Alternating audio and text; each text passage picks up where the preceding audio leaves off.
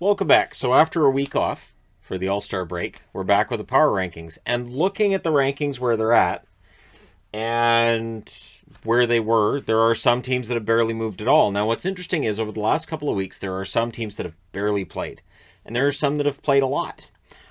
It has definitely had an effect on the power rankings, though, again, not a ton of movement all around. In part because, as I've mentioned in some previous power rankings, teams start to settle into a spot where, they spend a while. They spend a while there because they're winning, losing at similar rates. And so, yeah, that's where we're at. All right, number 32, same spot as 2 weeks ago. So I'll keep saying last week, but that's a mistake. It's 2 weeks ago. And that's Montreal. For Montreal, of course, they've fired their coach since the last time we did this and brought in a new one. And Marty St. Louis got the energy, and he's optimistic, and there's reason to look at Montreal's game right now and say, you know what? It's a little better than it was under Ducharme, even though the results have not shown it yet. So since the results haven't shown it, they're still 32nd, and there's some space between themselves and the team that's in 31st. The team that's in 31st this week, down 2 spots from where they were 2 weeks ago, Buffalo. So for Buffalo, again, this is right around where they were expected to be. It's not a huge surprise. I don't think it'll be a controversial ranking either. They keep it competitive as much as they possibly can, but in the end, it's Buffalo. And so down towards the bottom of the standings they go. And again, this is a rebuild process that sees them at 31 this week. Number 30, same spot as 2 weeks ago, Arizona, the Coyotes. So for the Coyotes, it's been a learning experience. And they do beat Colorado, but then they go back to losing games. They're still winning about 3 out of 10.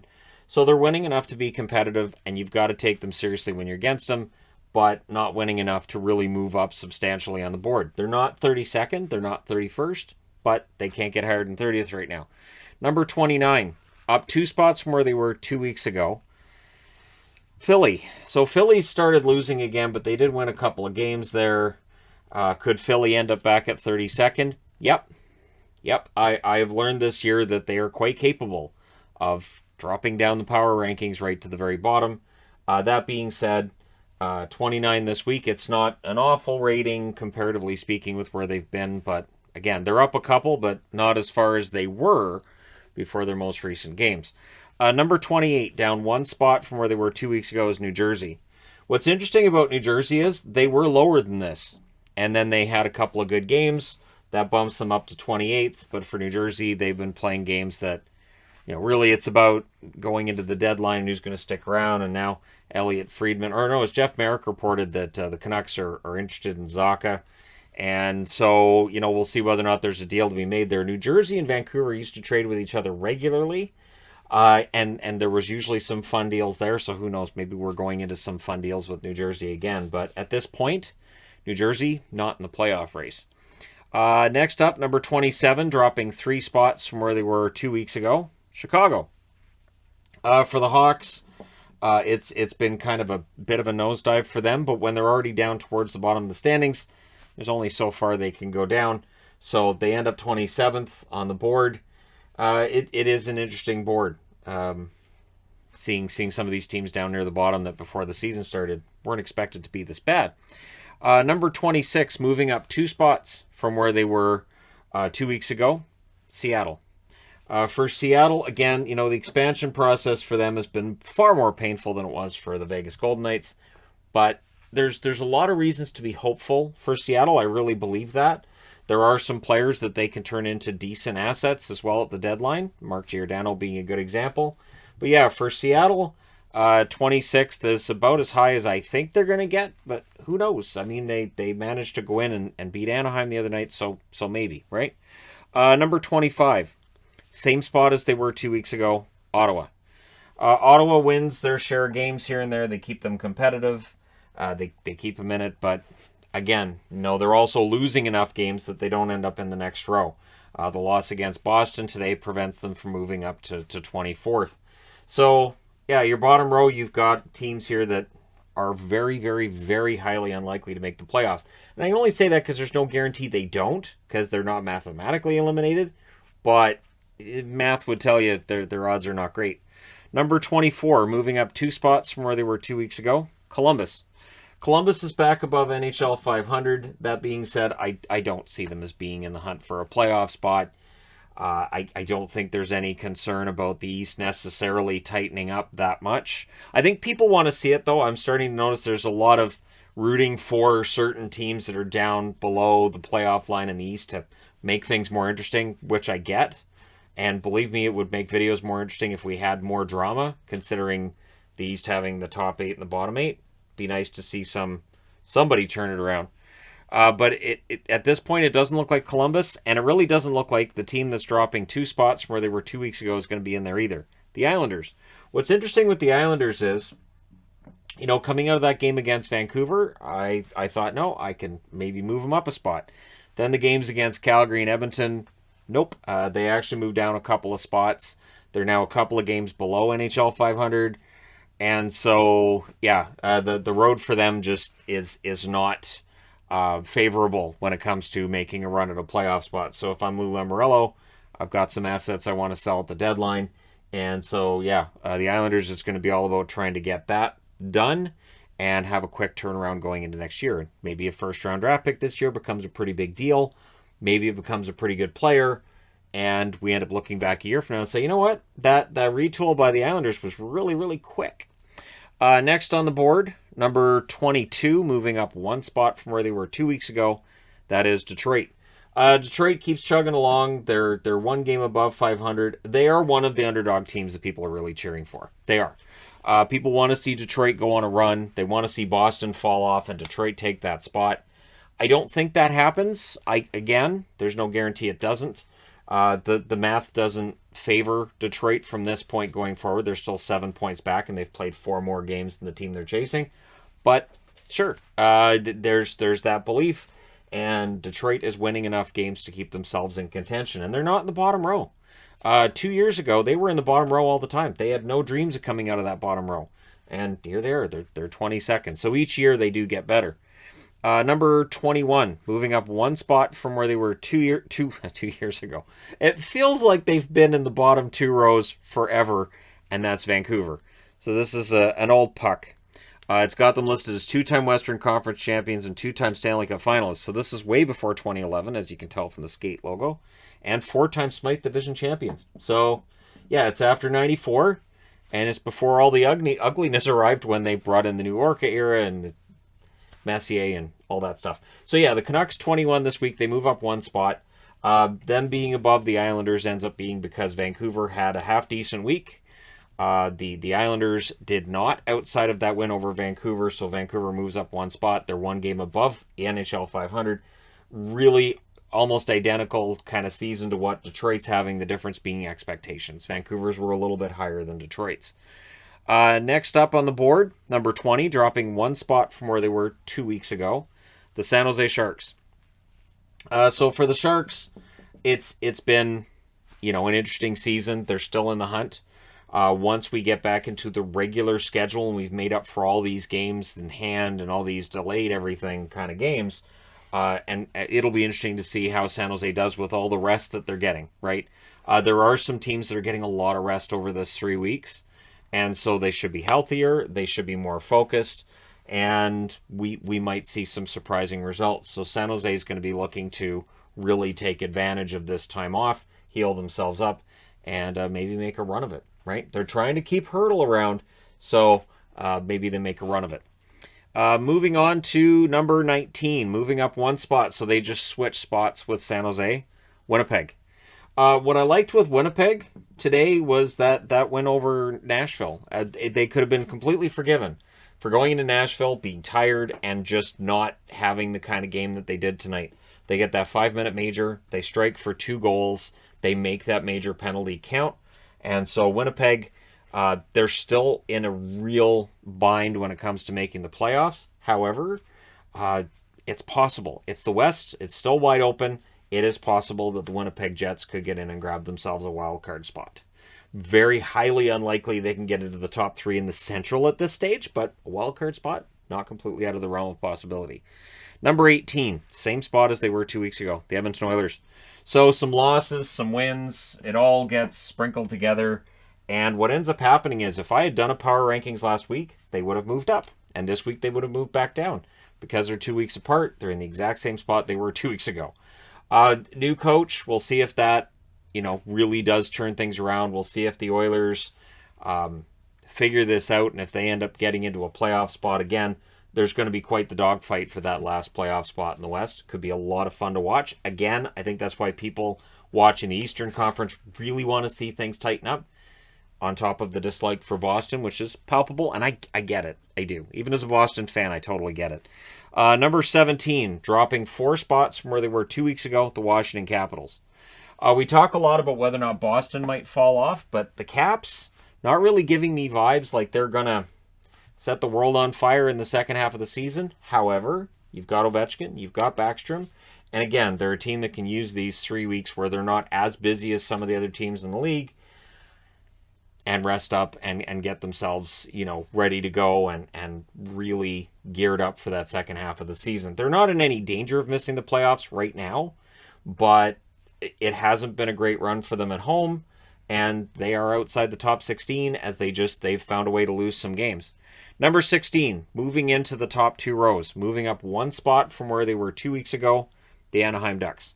So the Ducks spent 2 weeks at 17. Now, 2 weeks later, they're at 16. Honestly, they were a little bit higher before that game against Seattle. But I didn't really punish them for the game against Seattle either. So for Anaheim, they're still in the mix. They're still the number 2 wild card. They do have to worry about teams behind them that have games in hand. But again, once these 3 weeks are done, a lot of that should disappear.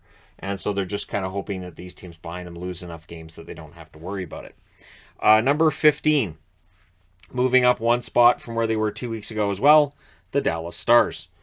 Dallas, they've started to win some games. The loss against Calgary was concerning, but that was a while back now. That was ages ago. Wasn't that before the actual All-Star break? Anyways, it all just kind of muddies together at this point in the season.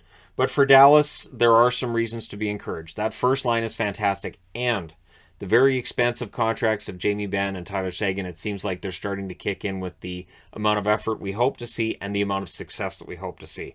Radulov, it's still a work in progress, but he's at least putting in those honest shifts. Gurianov's starting to get some points too.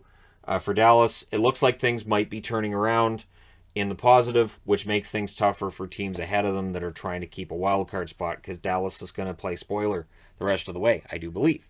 Number 14, moving up 1 spot from where they were as well 2 weeks ago, the LA Kings. A lot of time off for the Kings over these 3 weeks. With the amount of time off that they have, there's a lot they can work on. And then the other concern is, if you have that much time off, it's kind of hard to ramp things up. Like if we'd done the 3-week Olympic break, the hockey for that first, I'll say 3 or 4 days after the Olympic break wouldn't have been very good. We would have seen some kind of sloppy games, which is why it might benefit the Stadium Series that we're not taking that break, because then you're not going to have Tampa and Nashville just kind of going through the motions. It's their first game back after the Olympics, and who knows how many players from those teams would have been playing in the Olympics. Some of them would have been tired, while others wouldn't have played for a few weeks. It might not have been the prettiest hockey. So for the Kings, they're one of those teams that might take advantage of this time off. We'll have to see how sharp they can be after the amount of time off they've had. Number 13, dropping 3 spots from where they were 2 weeks ago, the Boston Bruins. They win over Ottawa today, but man, some concerning things other than that win over Ottawa, right? Which wasn't the prettiest win either. They relied on Swayman at certain points. So they lose Rask, not the reason they dropped. Marchand's suspended, not really the reason they've dropped. Bergeron being out isn't either. It's just the fact that they're not winning enough games. And for Boston, they are giving hope to teams that are chasing. They're 11 games above 500. So when you're talking about teams that are 1 game above 500 and saying, well, maybe they'll catch them, the math gets really fuzzy at that point. But Boston's not playing very well. If the playoffs started today, Boston would get probably swept in the first round. No Marchand, no Bergeron would do that. But with Marchand and Bergeron, I still don't know if they can beat anybody in the first round in the East who they would face as a number 1 or number 2 wildcard if Washington drops the number 2 wildcard, right? So you'd be playing a team like maybe Florida in the first round. I think even though Florida hasn't won a round since 96, they'd beat Boston. Or you play Carolina. Carolina has shown in the regular season they don't really have a problem beating Boston. So, yeah, they've got to get their game together. Next on the countdown, number 12, also down one spot from where they were 2 weeks ago, Nashville. And again, for Nashville, right, they've been stuck in this kind of spot for ages. It feels like Nashville's been here for a very long time. We can even look through the book here. Let's see. Looking back, they were 11. The week before, they were 10. The week before that, they were 12. 12, 11, 11, 16. Yeah, they've been around this area for quite a while. So for Nashville, the loss against Winnipeg, that hurts. So they can't move up with that loss against Winnipeg. The team that's one spot ahead of them just switched spots with them. This is teams just switching spots. Vegas moves up to number 11. They've had a decent run lately. I think they've won what? They've won 3 in a row, I do believe. No, they didn't win. Did they win 3? Anyway, they carry the 1. They didn't win against Calgary, so they won 3, I think, going into that win against Calgary. And then, yeah. So for Vegas, they're still expecting to finish first. However, by points percentage, they're in trouble. There's a team that's ahead of them in the division in terms of point percentage, and maybe they end up finishing second. And if they finish second, does that end up being better for them? And the reason I say that is this. As the number 1 team in the Pacific, you face the number 1 wild card, which would mean probably St. Louis. If you're number 2 in the division, you might play against Anaheim or LA. So you might be better off in the first round finishing second than finishing first. So if that happens and Vegas wipes out whoever they play that's third in the division, then we can have that conspiracy theory out there on top of whatever cap issues we have when Eichel comes back and how they get around those. Number 10, dropping 2 spots from where they were 2 weeks ago, the St. Louis Blues. The Blues, it's been a real mixed bag for them lately. They're still top 10, but they drop out of the top row. And yes, that's the Winter Classic puck. I did order it before the Winter Classic, but it took a while. The seller on eBay messaged me immediately, said, I'm sorry. We don't have it right now. And they were very cordial about it, and they actually gave me a partial refund because I was like, yeah, it's fine.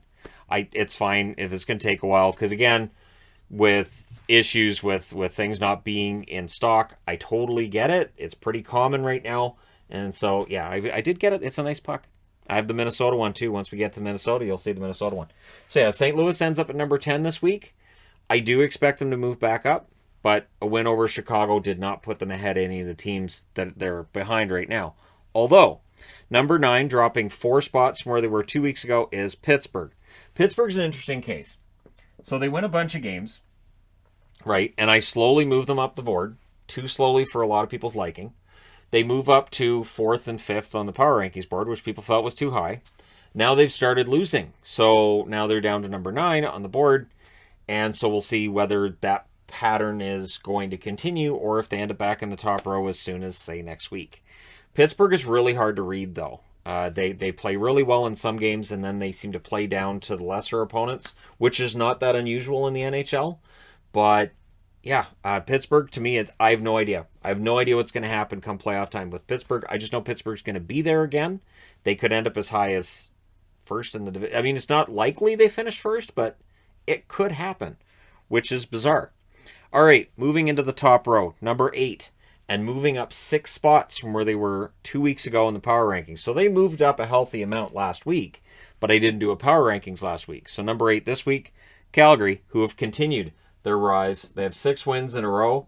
What's impressive with that? They've now won 6 in a row at home. Calgary's finally playing at home the way they were on the road. It was this baffling scenario of a team playing really well on a road trip, win 4 out of 5 on a road trip, and then come home and not play well. And Mangiapane was scoring tons of goals on the road and none at home. Now, Mangiapane started scoring at home. They've started winning at home. Their defense is playing better at home. Everything tells me that right now Calgary should be favored to end up winning that division. They're there. They're right there. So Vegas may end up second. Calgary may end up first. And again, that means that Calgary might get a tougher opponent in the first round of the playoffs than they would as the number 2 seed in the Pacific, because odds are your number 1 wild card is going to be a pretty tough opponent. Moving along, number 7, moving up 2 spots from where they were 2 weeks ago, and they've been off for a while too, the New York Rangers. So the Rangers are back in the top row. They've been here before. Odds are other teams that are down here that have been in the top row will get there again.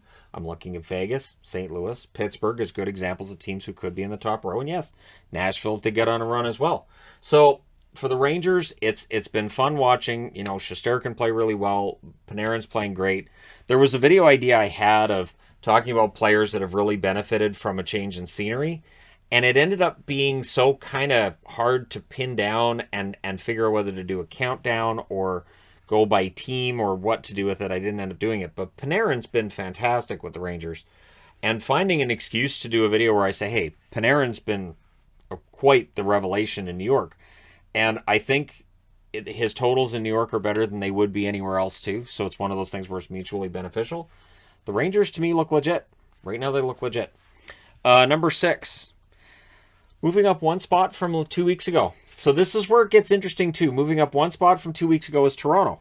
So they lose back-to-back games. Well, that's because a week ago when I did the power rankings, Toronto was, I believe they were 4th. But, of course, I didn't record the power rankings last week. I don't have them in any of the books that I own. So I think they were 4th, and they're 6th this week. So they still move up from where they were 2 weeks ago. The road trip out west hasn't helped. Losing against Vancouver, losing against Calgary. It's getting goaltended. And again, I get Steve Dangle's voice in my head when I think about it, because it can be frustrating to watch your team outplay another team, but the other goaltender just steals it. And it's been a storyline for Toronto in games they've lost. So, but again, you know, the results are what drive how this board works. And so Toronto ends up 6th rather than higher up. Number 5 on the board, dropping 3 spots from where they were 2 weeks ago. Carolina. So early on in the year, Carolina was unstoppable, right? And they went through this period where they looked kind of vulnerable and didn't look great. And then they went right back into unstoppable mode. Now they're going through a bit of a dip as well. As long as they go through that in February and not in April, they're good. I don't see any reason to panic with Carolina, but again, the results have not been what you might want them to be, so Carolina ends up dropping down to number 5 based on the last couple of weeks and based on other teams just, you know, passing them. So they're number 5. I think they get back to number 1 once they get back to winning, which they will at some point soon enough.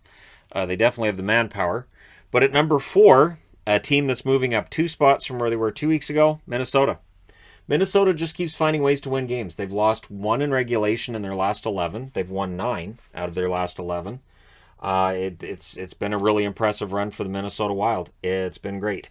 And the question with Minnesota is going to be, so what happens in the playoffs, right? Can Talbot really get them through a couple of rounds? Can they finally get back to at least a conference final? The state of Minnesota hasn't had a lot of success in sports. So at least a Stanley Cup contender that maybe gets to a conference final would feel pretty good, I would think, for fans of Minnesota. And this might be the best chance they've had since 2003 to get there. The problem is the other teams in their division, pretty darn good. No matter who they get in the first round, it's going to be excellent. And then getting out of the first round, odds are you play Colorado in the second round. That's not going to be easy either. So Minnesota's toughest job is ahead of them, but they're playing very well right now.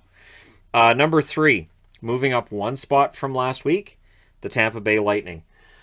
So for Tampa, they lost the game in Colorado. That game was very competitive, was very close. And then they win the game against Arizona. I didn't see anything in Tampa Bay's game over the last couple of weeks that I felt warranted dropping them down. I didn't see anything in their game either that to me meant that they should be first. But yeah, they're top 3.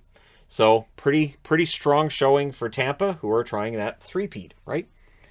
And we'll see whether or not they get there. Number 2, moving up 1 spot from where they were 2 weeks ago, the Florida Panthers. Florida, again, they've had a lot of time off. This is a quiet time for them as they watch other teams playing, that they're fighting for playoff spots. Of course, both Tampa and Florida were quite happy to see Vancouver win tonight over Toronto. But for Florida, it again, they're one of the teams on this board that it's going to come down to playoffs as to whether or not we measure the year as a huge success. It will be seen as a success if Florida gets like 120 plus points and if they're one of the best teams in the league at the end of the year. But if they then lose in the first round of the playoffs, that's going to be tough. So if you get Toronto and Florida in the first round, for instance, if Tampa wins the division and you get Florida and Toronto in the first round, you have 2 teams against each other who will view losing in the first round as a huge disappointment. Thus, you should get a lot of fights. you should get a lot of fun. And in the playoffs, you can get fights in those really hotly contested divisional matchups. Which leaves us with number one. Number one, same spot they were 2 weeks ago. They've been number one for a while, too, haven't they? 1, 2. This is the fourth in a row, which means 5 weeks in a row, because they were number one last Saturday as well. What a run by Colorado. But when you win 18 in a row at home, when you then beat Tampa after you take your first loss, which is not in regulation, against Arizona, and then you just find a way to roll and knock Tampa Bay down in your next home game. I just don't see any reason not to have Colorado in first place. So yeah, they've been excellent. They're still, I think, excellent picks for Stanley Cup. They're not my pick at this time. I stick with my pick for the Stanley Cup, which I picked Tampa before the season started.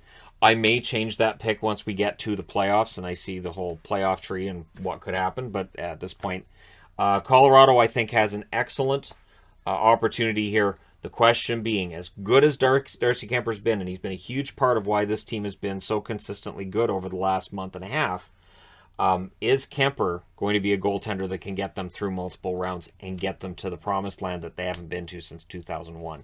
That's the question. Let me know your thoughts in the comment section below as always. Don't forget to hit like and subscribe. If you're browsing your way through, you just happened upon this video. Thank you guys so much for watching, for all your support. I will talk to you again soon.